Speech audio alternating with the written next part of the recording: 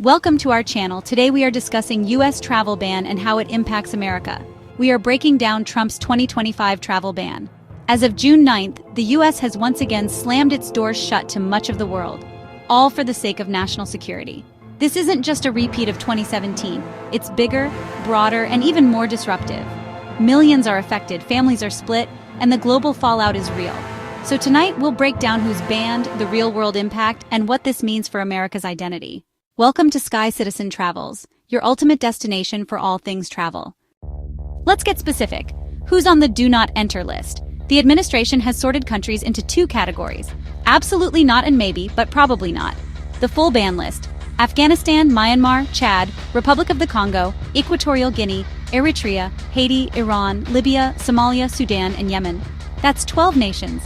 Millions of people barred from entering the US, no matter their story. Doctors, students, families suddenly, their dreams are canceled by a single policy. The justification? Claims about security and cooperation? Take Haiti, with deep ties to American communities, or Iran, home to students and families with US connections. All cut off. Then there's the partial ban for countries like Burundi, Cuba, Laos, Sierra Leone, Turkmenistan, Venezuela, and some North Korean officials. Here, certain visas are restricted: business, student, or tourist, depending on the country. For example, Venezuelan government officials and their families are blocked, but the net often catches ordinary people. For Cubans, non-immigrant visas are slashed, making family visits and business trips nearly impossible. The logic? Supposedly, these countries don't meet US information sharing standards, but often, they simply lack resources. Consular officers are left to enforce these rules, turning away hopeful students and families with little explanation. The distinction between full and partial bans only adds to the chaos. Imagine being told your visa is denied because of your passport color, not your actions. The list of 19 countries is just the start. The administration is already considering more additions, and the process is as opaque as ever. The message is clear: America's doors are closing, and the criteria are shifting sands. For those affected, it's not just policy, it's a personal crisis. Families are split, opportunities lost, and hope replaced by uncertainty. The world is watching, and the consequences are mounting. This is the new reality for millions, and it's only the beginning. The casting call for the next round of bans is already underway. The rules are arbitrary, the impact is devastating, and the future is uncertain. For now, 19 countries are on the list, but tomorrow it could be more. The travel ban is a moving target, and no one knows who's next. Stay tuned, this story is far from over. If you think the list stops at 19, think again. The travel ban is designed to grow, like a subscription service for exclusion. A leaked State Department memo reveals 36 more countries under review. If added, over 50 nations, more than a quarter of the UN, could be banned. This isn't just about problem countries. Nigeria, Ethiopia, Egypt, key US partners, are on the watch list. The criteria? Vague standards for security vetting and information sharing, easily manipulated to justify any decision. The result: constant anxiety for countries unsure if they'll be next. It's international relations by threat, comply or risk being blacklisted. The message to the world: America's friendship is conditional, and the rules can change overnight. This erodes trust, damages alliances, and makes the US less safe by alienating partners. The economic fallout is huge.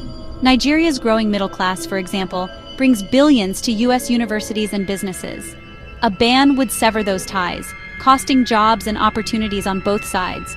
For individuals, the uncertainty is paralyzing. Imagine planning your future, only to have it erased by a policy change. The administration's slow, piecemeal rollout is strategic. Each new ban draws less outrage as the public grows numb. There's no clear way off the list. Countries are told to improve, but the benchmarks are secret and ever-shifting. This creates a permanent limbo for millions. The travel ban is no longer a fixed policy. It's a looming threat, reshaping global mobility. US immigration is now a system of arbitrary power, not clear rules. With every new country added, the wall around America grows higher. The promise of the US as a welcoming nation fades with each stroke of the pen. The blacklist is expanding, and the world is shrinking. For many, the American dream is now out of reach. The travel ban is not just policy. It's a fundamental shift in how America engages with the world. The consequences will echo for generations. The wall isn't just physical, it's bureaucratic, and it's growing. The future? More bans, more uncertainty, and a smaller, sadder world. The question is, who's next? And what will be left of America's global reputation when the dust settles?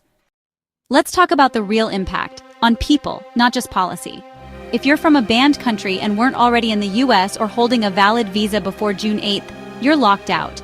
Families who spent years planning reunions are suddenly cut off. A father in Yemen, a daughter in Somalia, hopes dashed overnight. The process, the paperwork, the waiting, all erased by a single executive order. Waivers exist, but they're rare and nearly impossible to obtain. The criteria are vague, the process opaque, and most are denied. Being separated from your spouse, missing a grandchild's birth, or needing urgent medical care, none of these guarantee an exception. Dual nationals can sometimes travel on a second passport, but for millions, there's no workaround. Even those already in the US live in fear. Leaving the country could mean not being allowed back in. Students are trapped, unable to attend conferences or visit family, their futures held hostage. Refugees, already vetted for years, are now told the door is closed. The ban punishes the very people fleeing regimes the US opposes. US citizens are separated from spouses, parents, and children, forced to choose between love and country. Embassies have stopped processing visas, leaving families in limbo with no answers. The emotional toll is immense: anxiety, depression, and hopelessness. The policy treats entire nations as threats, ignoring the diversity and humanity within. It punishes victims, not perpetrators. The American dream is shattered for business owners, doctors, and students who followed every rule. The ban's greatest cost is human-forced separation, lost hope, and broken families. It's a betrayal of America's values measured in suffering, not statistics. For those affected, this isn't politics, it's personal tragedy. The policy's cruelty is not an accident, it's the point. The message where you're born matters more than who you are. The result, a generation of dreams deferred and a legacy of pain. The world is watching, and the stories are heartbreaking.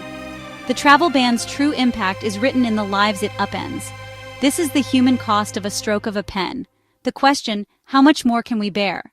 And when will compassion return to policy? The travel ban isn't just cruel, it's self-defeating. American tourism, business, and education are all taking a hit. The message to the world: America is closed for business. Tourists from banned and even non-banned countries are staying away, fearing hostility or sudden rule changes. Billions in lost revenue for airlines, hotels, and small businesses. Jobs lost across the country. Higher education is suffering. Top students from banned nations are going elsewhere, taking their talent and tuition with them.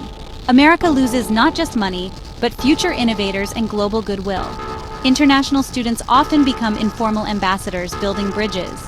Now those bridges are burning. The business world is reeling. Companies can't recruit global talent or move employees freely. Critical roles go unfilled, and some companies may move jobs overseas. The ban doesn't protect American jobs, it exports them. Healthcare is hit hard. Many foreign-born doctors in rural areas come from banned countries. The result, fewer doctors where they're needed most. Talented individuals already here see no future and leave, taking their skills with them. America's cultural richness suffers too. Artists, musicians, and thinkers are shut out, making society less vibrant. The economic argument for the ban doesn't hold up. Any security savings are dwarfed by the losses. Studies show previous bans cost billions. This one will cost even more. The damage to America's image is lasting. The US is seen as fearful and discriminatory. That reputation will take decades to repair. The ban is a wound to America's soul and standing in the world. Diversity and openness have always been America's strengths.